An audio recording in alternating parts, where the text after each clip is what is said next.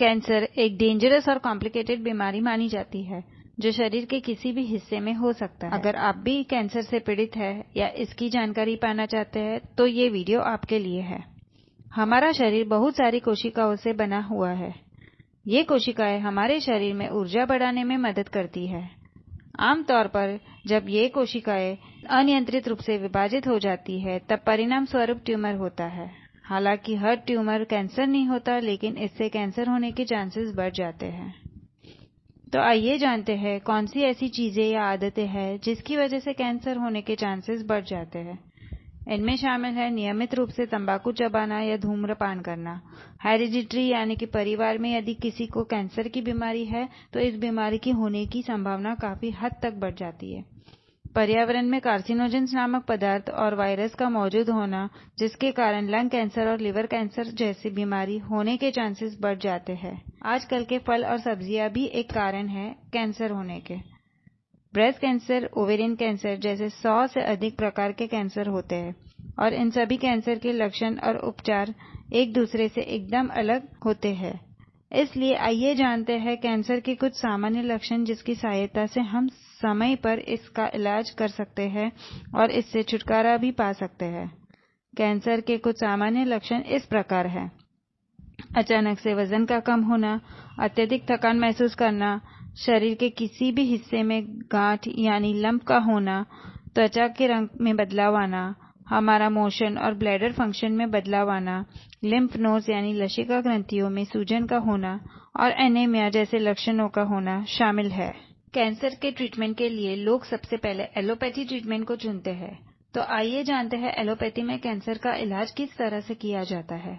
Allopathy में cancer की treatment मरीज के रोग के प्रकार यानी सिम्टम्स और गंभीरता पर निर्भर करता है और फिर ट्रीटमेंट की जाती है, जिसमें रेडिएशन, कीमोथेरेपी और ट्यूमर की सर्जरी शामिल है।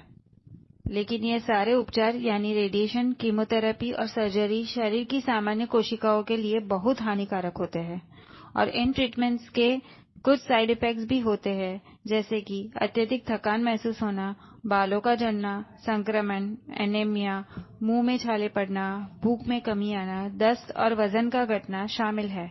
तो आइए जानते हैं कैसे आयुर्वेद बिना किसी साइड इफेक्ट्स के कैंसर की बीमारी लड़ने में सहायक बनता है।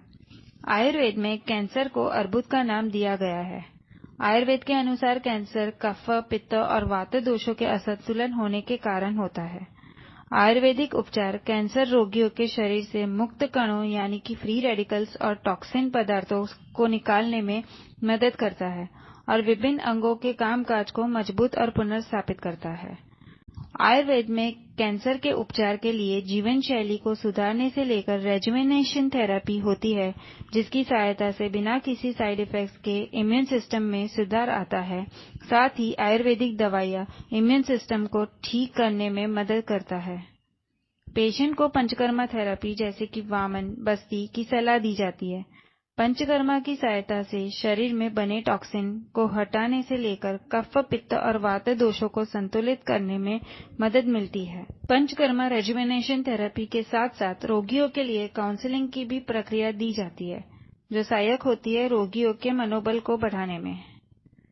ये सभी प्रक्रिया कैंसर जैसी बीमारी से लड़ने में सहायता करती है।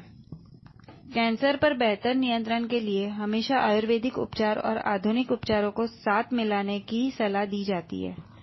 आयुर्वेदिक उपचार की सहायता से हानिकारक दुष्प्रभावों को कम करने और कैंसर को शरीर में फैलने न देने पर मदद मिलती है।